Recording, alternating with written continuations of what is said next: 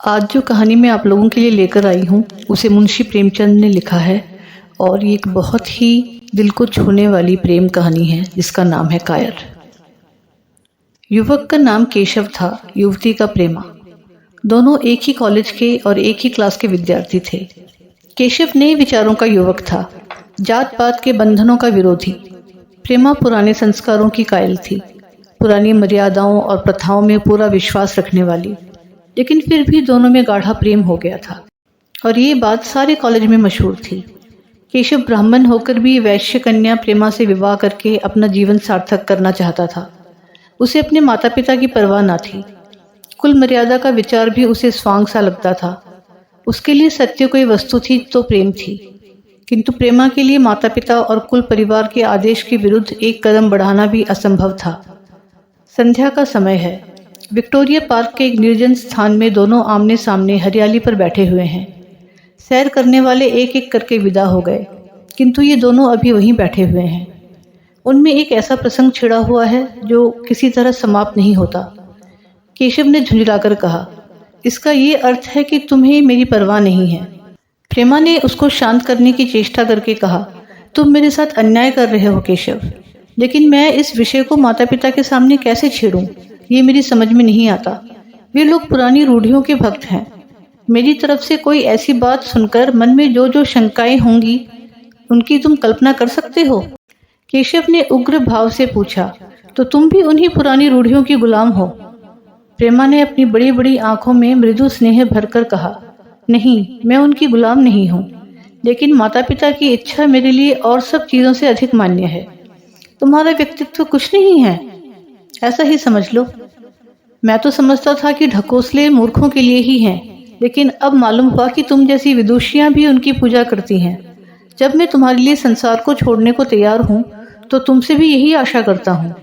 प्रेमा ने मन में सोचा, मेरा अपनी देह पर क्या अधिकार है? जिन माता पिता ने अपने रक्त से मेरी सृष्टि की है और अपने स्नेह से उसे पाला है, उनकी मर्जी के खिलाफ कोई काम करने का उसे कोई हक नहीं।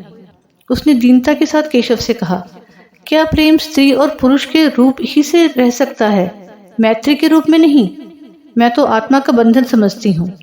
केशव ने कठोर भाव से कहा, इन दार्शनिक विचारों से तुम मुझे पागल कर दोगी प्रेमा।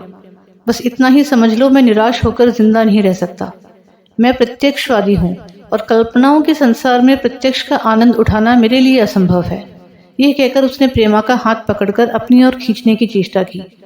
प्रेमा ने झटके से हाथ छुड़ा लिया और बोली, नहीं केशव, मैं कह चुकी हूँ, मैं स्वतंत्र नहीं हूँ।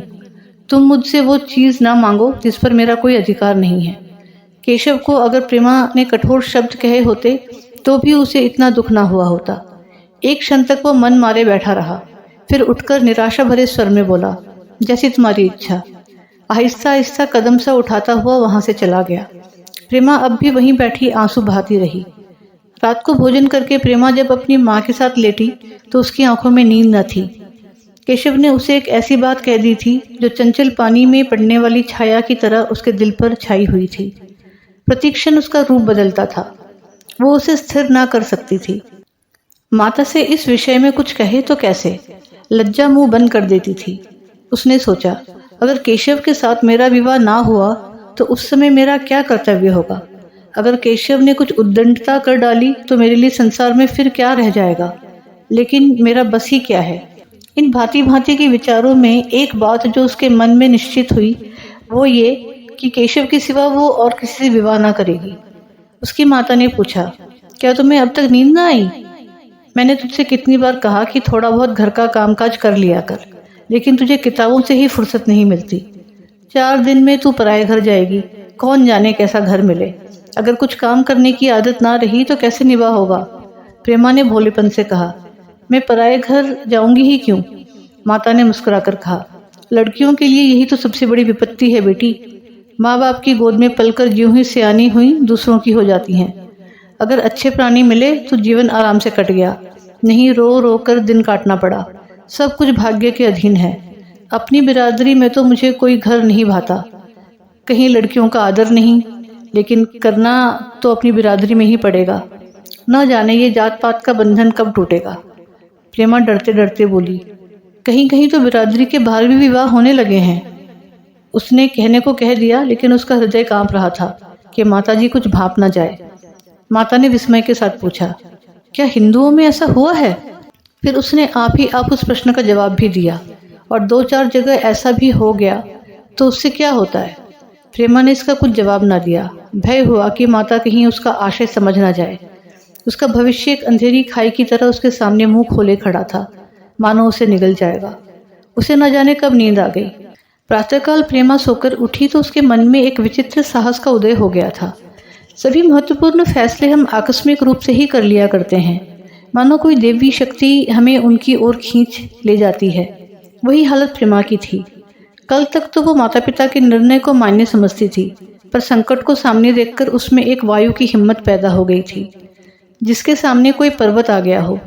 वही मंद वायु प्रबल वेग से पर्वत के मस्तक पर चढ़ जाती है और उसे कुचलती हुई दूसरी तरफ जा पहुंचती है।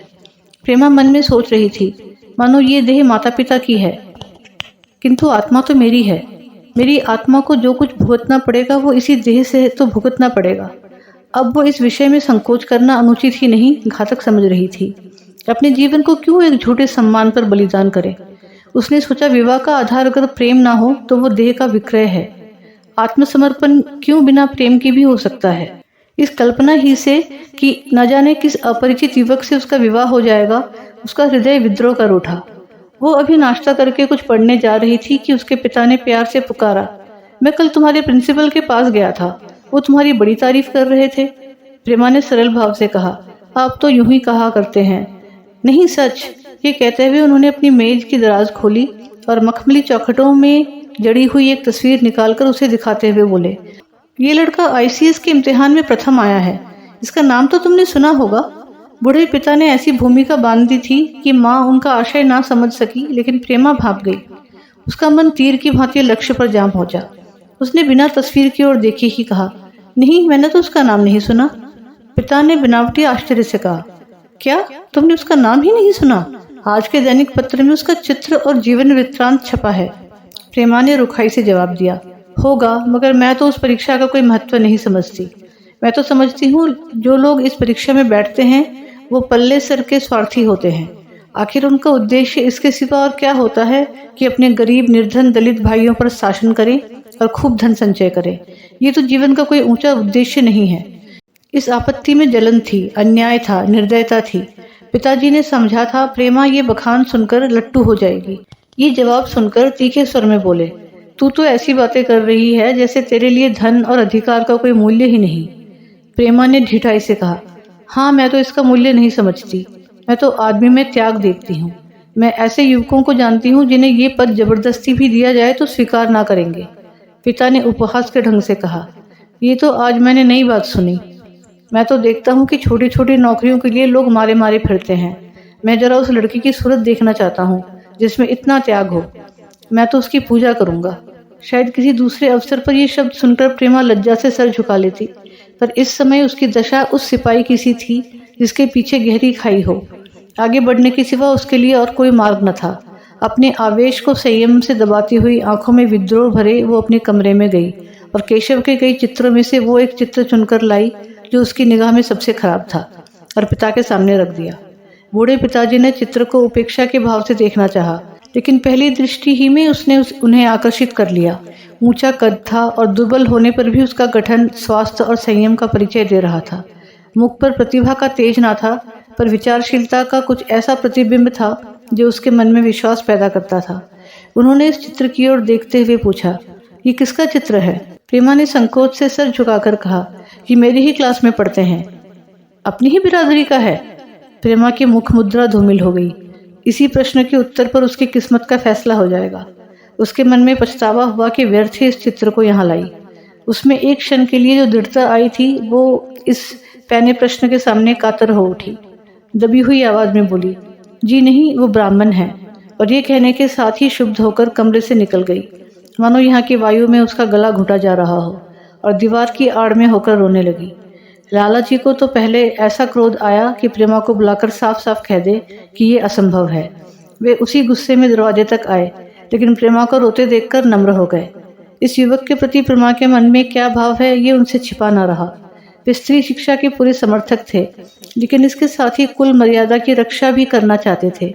अपनी ही जाति के सुयोग्य वर्ग के लिए अपना सर्वस्व अर्पण कर सकते थे, लेकिन उस क्षेत्र के बाहर कुलीन से कुलीन और योग्य से योग्य वर्ग की कल्पना भी उनके लिए असह्य था। इससे बड़ा अपमान वे सोच ही ना सकते थे। उन्होंने कठोर स्वर में कहा, आज से कॉलेज जाना बंद कर दो। अगर शिक्षा कुल मर्यादा को डुबोना ही सिखाती है तो कुशिक्षा है। प्रेमा ने कातर कंठ से कहा, परीक्षा तो समीप आ गई है। लाला जी ने दृढ़ता से कहा, आने दो, और फिर अपने कमरे में जाकर विचारों में डूब गए। 6 महीने गुजर गए। लाला जी ने घर में आकर पत्नी को एकांत में बुलाया और बोले, जहाँ तक मुझे मालूम है केशव बहुत ही सुशील और प्रतिभाशाली युवक है। मैं तो समझता हूँ प्रेमा इस शोक में घुल घुल कर प्राण दे देगी। तुमने भी समझाया, मैंने भी समझाया, दूसरों ने भी समझाया, पर उस पर कोई असर ही नहीं होता। ऐसी दशा में हमारे लिए और क्या उपाय है? उसकी पत्नी ने चिंतित भाव से कहा, कर तो दोगे लेकिन रहोगे कहाँ? न जाने कहाँ से ये कुलच्छनी मेरे कोख में आई। लाला जी ने भवें सिकोड़कर तिरस्कार के साथ कहा, ये तो 1000 दफा सुन चुका, लेकिन कुल मर्यादा के नाम को कहाँ तक रोएं? चिड़िया का पर खोलकर ये आशा करना कि वो तुम्हारे आंगन में ही फुदकती रहेगी भ्रम है। मैंने इस पर ठंडे दिल से विचार किया है और इस नतीजे पर पहुंचा हूं कि हमें इस आपद धर्म को स्वीकार कर लेना ही चाहिए। कुल मर्यादा के नाम पर मैं प्रेमा की हत्या नहीं कर सकता। दुनिया हंसती हो हंसे, मगर वो जमाना बहुत जल्द आने वाला है जब ये सब बंधन टूट जाएंगे। आज भी सैकड़ों विवाह जात पात के बंधनों को तोड़कर हो चुके हैं। अगर विवाह का उद्देश्य स्त्री और पुरुष का सुखमय जीवन है तो हम प्रेमा की उपेक्षा नहीं कर सकते हैं। वृद्धा ने शुद्ध होकर कहा, जब तुम्हारी यही इच्छा है तो मुझसे क्या पूछते हो? लेकिन मैं कह देती हूँ कि मैं इस विवाह के नज़दीक न जाऊंगी, न कभी इस छोकरी का मुंह देखूंगी। समझ लूंगी जैसे और सब लड़के मर गए वैसे ये भी मर गई। तो फिर आखिर तुम क्या करने को कहती हो? क्यों ना उस लड़के से विवाह कर देते हैं, उसमें क्या बुराई है? वो 2 साल में सिविल सर्विस पास करके आ जाएगा। केशव के पास क्या रखा है? बहुत होगा किसी दफ्तर में क्लर्क हो जाएगा। और अगर प्रेमा प्राण हत्या कर ले तो कर ले। तुम तो उसे और शह देते हो। जब उसे हमारी परवाह नहीं है तो हम उसके लिए अपने नाम को क्यों कलंकित करें? प्राण हत्या करना कोई खेल नहीं है, ये सब धमकी है। मन घोड़ा है, जब तक उसे लगाम ना दो पीठ पर हाथ भी ना रखने देगा। जब उसके मन का ये हाल है तो कौन कहे केशव के साथ ही जिंदगी पर निभाह करेगी। जिस तरह आज उससे प्रेम है उसी तरह कल दूसरे से हो सकता है। तो क्या पत्ते पर अपना मांस बिकवाना चाहते हो? लाला जी ने स्त्री को प्रश्न सूचक दृष्टि से देखकर कहा, और अगर वो कल खुद जाकर केशव से विवाह कर ले तो तुम क्या कर लोगी? फिर तुम्हारी कितनी इज्जत रह जाएगी? वो चाहे संकोचवश या हम लोगों के लिहाज से यूं ही बैठी रहे, पर यदि जिद पर कमर बांध ले हम तुम कुछ नहीं कर सकते। इस समस्या का ऐसा भीषण अंत भी हो सकता है। ये इस वृद्धा के ध्यान में भी न आया था। ये प्रश्न बम के गोले की तरह उसके मस्तक पर गिरा। एक क्षण तक वो अवाक बैठी रह गई, मानो इस आघात से उसकी बुद्धि की धज्जियां उड़ा दी हों। फिर पराभूत होकर बोली, तुम्हें अनोखी ही कल्पनाएं सूझती हैं। मैंने तो आज तक कभी भी नहीं सुना कि किसी कुलीन कन्या ने अपनी इच्छा से विवाह किया है। तुमने ना सुना हो, लेकिन मैंने सुना है और देखा है, और ऐसा होना बहुत संभव है। जिस दिन ऐसा होगा उस दिन तुम मुझे जीती ना देखोगे। मैं ये नहीं कहता कि ऐसा होगा ही, लेकिन होना संभव है। तो जब ऐसा होना है तो इससे तो यही अच्छा है कि हम ही इसका प्रबंध करें। जब नाक ही कट रही है तो तेज छुरी से क्यों ना काटें? कल केशव को बुलाकर देखो क्या कहता है। केशव के पिता सरकारी पेंशनर थे, मिजाज के चिड़चिड़े और कृपण। धर्म के आडंबरों में ही उनके चित्त को शांति मिलती थी। कल्पना शक्ति का अभाव था, किसी के मनोभावों का सम्मान ना कर सकते थे। वे अब भी संसार में रहते थे जिसमें उन्होंने अपने बचपन और जवानी के दिन काटे थे। नवयुग की बढ़ती हुई लहर को वो सर्वनाश कहते थे, और कम से कम अपने घर को दोनों हाथों और दोनों पैरों का जोर लगाकर उससे बचाए रखना चाहते थे। इसलिए जब एक दिन प्रेमा के पिता उनके पास पहुंचे और केशव से प्रेमा की विवाह का प्रस्ताव किया तो बूढ़े पंडित जी अपने आपे में ना रह सके। धुंधली आंखें फाड़कर बोले, अब भंग तो नहीं खा गए हैं? इस तरह का संबंध, और चाहे जो कुछ हो विवाह नहीं है। मालूम होता है आपको भी नए जमाने की हवा लग गई। बूढ़े बाबूजी ने नम्रता से कहा, मैं खुद ऐसे संबंध नहीं पसंद करता। इस विषय में मेरे भी वही विचार हैं जो आपके, पर बात ऐसी आ पड़ी है कि मुझे विवश होकर आपकी सेवा में आना पड़ा। आजकल के लड़के और लड़कियां कितने स्वेच्छाचारी हो गए हैं, ये तो आप जानते ही हैं। हम बूढ़े लोगों के लिए अब अपने सिद्धांतों की रक्षा करना कठिन हो गया है।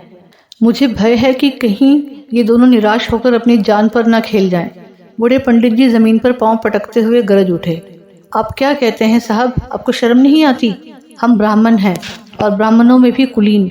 ब्राह्मण कितने ही पतित हो गए हों, इतने मर्यादा शून्य नहीं हुए हैं कि बनिए बक्कालों की लड़की से विवाह करते फिरें। जिस दिन कुलीन ब्राह्मणों में लड़कियां ना रहेंगी, उस दिन ये समस्या उपस्थित हो सकती है। मैं कहता हूँ, आपको मुझसे ये बात करने का साहस कैसे हुआ? बूढ़े बाबूजी जितना भी दबते थे, उतना ही पंडित जी बिगड़ते थे। यहाँ तक कि लाला जी अपने अपमान ज्यादा ना सह सके और अपनी तकदीर को कोसते हुए चले गए। उसी वक्त केशव कॉलेज से आया। पंडित जी ने तुरंत उसे बुलाकर कठोर कंठ से कहा, मैंने सुना है तुमने किसी बनिए की लड़की से अपना विवाह कर लिया है।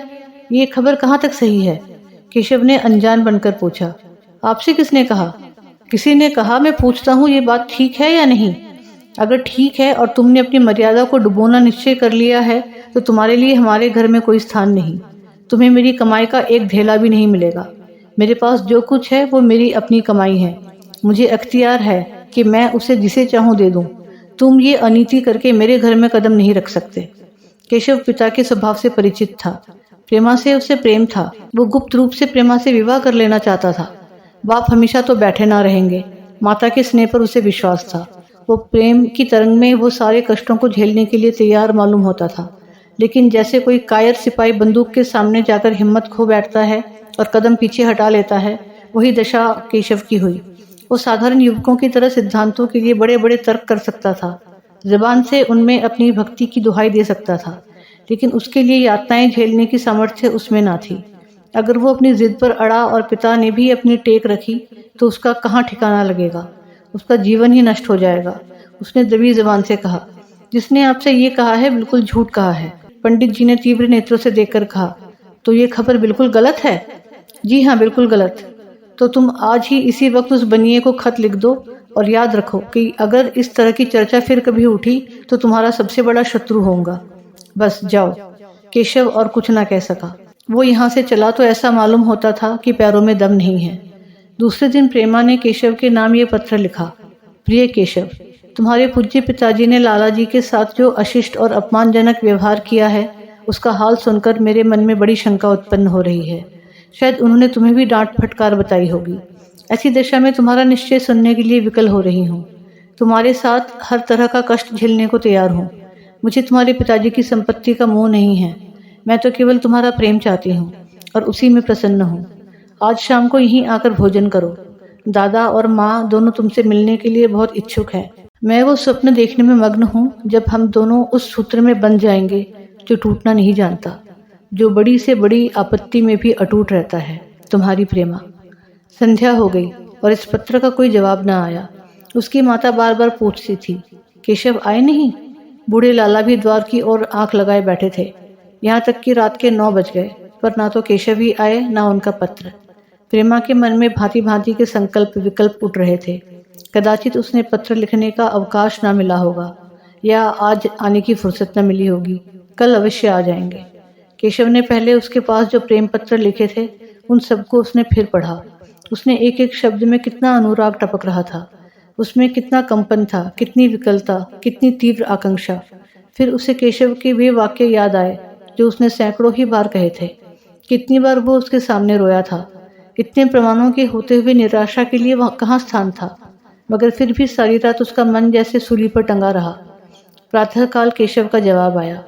प्रेमा ने कांपते हुए हाथों से पत्र लेकर पढ़ा। पत्र हाथ से गिर गया। ऐसा जान पड़ा मानो उसकी देह का रक्त स्थिर हो गया हो। लिखा था, मैं बड़े संकट में हूँ। मैं तुम्हें क्या जवाब दूँ? मैंने इधर इस समस्या का पर खूब ठंडे दिल से विचार किया है और इस नतीजे पर पहुंचा हूँ कि वर्तमान दशाओं में मेरे लिए पिता की आज्ञा की उपेक्षा करना दुस्सह है। मुझे कायर न समझना।